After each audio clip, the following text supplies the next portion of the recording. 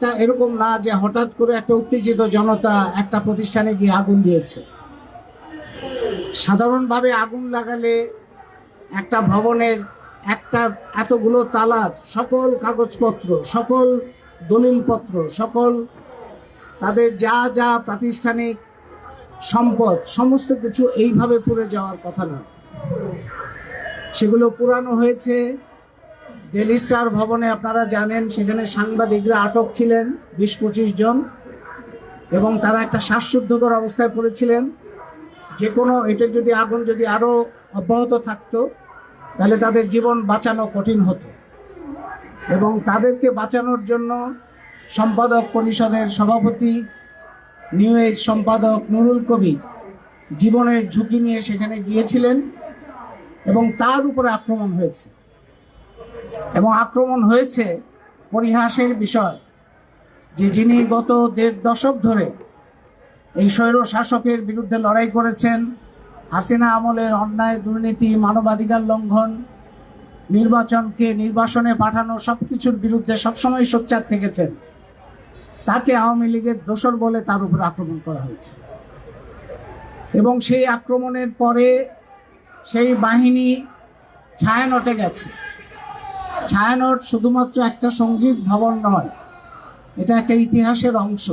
আপনারা জানেন ৭ দশক থেকে এই অঞ্চলের মানুষ পাকিস্তানের যে আগ্রাসী তৎপরতা, বাংলাদেশের মানুষের উপর যে নির্যাতন এবং বৈষম্য, অপমান, বাঙালি সংস্কৃতি ধ্বংস করার কিংবা এই অঞ্চলের মানুষের সাংস্কৃতিক স্বকীয়তাকে ধ্বংস করার জন্য পাকিস্তানের যা কিছু আক্রমণ, সেটা মোকাবেলা করার জন্য এই দেশের বুদ্ধিবৃত্তিক জগৎ যেভাবে প্রতিরোধ তৈরি করেছিল, ছায়ানট ছিল তার অংশ।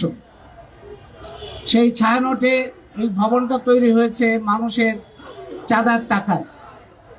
এই ছায়ানটের মধ্যে শুধুমাত্র সঙ্গীত শিক্ষা নয়, এখানে একটা শিশুদের স্কুল আছে, নালন্দা স্কুল আছে, এর মধ্যে গ্রন্থাগার আছে।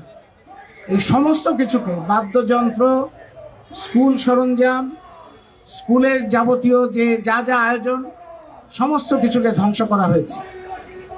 এর পরের দিন উদীচী ভবনে আক্রমণ করা হয়েছে। এবং আপনারা জানেন উদীচী একটা ঐতিহাসিক সংগঠন, বহু বছরে, এবং সেই পাকিস্তান আমলেরও আগের থেকে যে সাংস্কৃতিক ধারাবাহিকতা আন্দোলন চলছে, জনগণের মুক্তির জন্য সাংস্কৃতিক যে প্রতিরোধ, তার একটা শক্তিশালী অংশ হচ্ছে উদীচী। সেই উদীচী ভবনে আগুন দিয়ে ঐতিহাসিক যত দলিলপত্র, কাগজপত্র, বাদ্যযন্ত্র সমস্ত কিছু ধ্বংস করা হয়েছে। এবং পুরো আক্রমণগুলো দেখলে বোঝা যায় এটা উদ্দেশ্যহীন কতিপয় যুবকের হঠাৎ করে উচ্ছৃঙ্খল আচরণ নয়, এটা খুবই পরিকল্পিত একটা সন্ত্রাস আক্রমণ।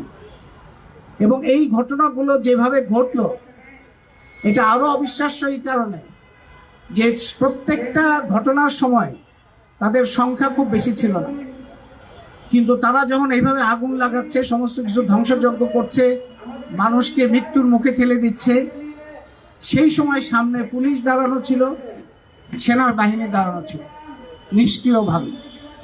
সরকারের এই যে সেনাবাহিনী বা পুলিশের যারা সদস্য দাঁড়িয়েছিলেন, তাদের তো কোনো আমরা দোষ দিতে পারি না, কারণ তারা তো উপরের নির্দেশ অনুযায়ী চলে। উপর থেকে নির্দেশ আসে নাই। কেন আসে নাই উপর থেকে নির্দেশ? কেন পুলিশ, সেনাবাহিনীকে ম্যাজিস্ট্রেসি পাওয়ার দেওয়া আছে? সেনাবাহিনী, পুলিশ এবং গোয়েন্দা সংস্থা কি কারণে নিষ্ক্রিয় থাকলো? কেন নীরব থাকলো? তারা কি কারণে, কিভাবে এমন ভূমিকা পালন করলো যাতে মনে হলো যে যারা এই ধ্বংসযজ্ঞ বা পরিকল্পিত আক্রমণ চালাচ্ছে তাদের পৃষ্ঠপোষকতা কিংবা সহযোগিতার ভূমিকায় রাষ্ট্র নেমেছে, সরকার নেমেছে?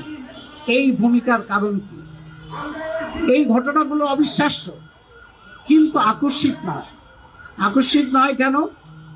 কারণ এর আগে থেকে আপনারা কয়েক মাসের ফেসবুক যদি দেখেন, সেই ফেসবুকের মধ্যে ঘৃণা, বিদ্বেষ ছড়ানোর একটা জায়গায় পরিণত হয়েছে এখন ফেসবুক। সেই ঘৃণা বিদ্বেষের মধ্যে যেখানে আক্রমণ করার আহ্বান জানানো হয়েছে, উস্কানি দেওয়া হয়েছে, সেখানে এই নামগুলো কিন্তু আমরা বহু আগের থেকেই শুনেছি। বহু আগে থেকেই সামাজিক মাধ্যমে এগুলো দেখা গেছে। তার মানে সরকারের গোয়েন্দা সংস্থার এগুলো কোনো অজানা থাকার কথা না।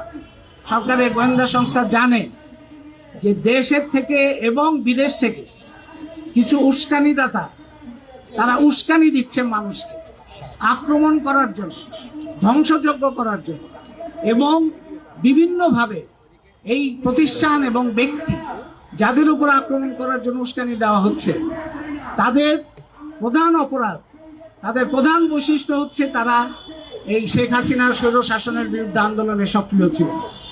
তাদের আরেকটা বৈশিষ্ট্য হচ্ছে শুধুমাত্র শেখ হাসিনার আমল নয়, সারা এই পুরো বাংলাদেশের বিভিন্ন সময়ে শোষণ, নিপীড়ন, আধিপত্য, বৈষম্য এগুলির বিরুদ্ধে তাদের একটা স্পষ্ট অবস্থান আছে।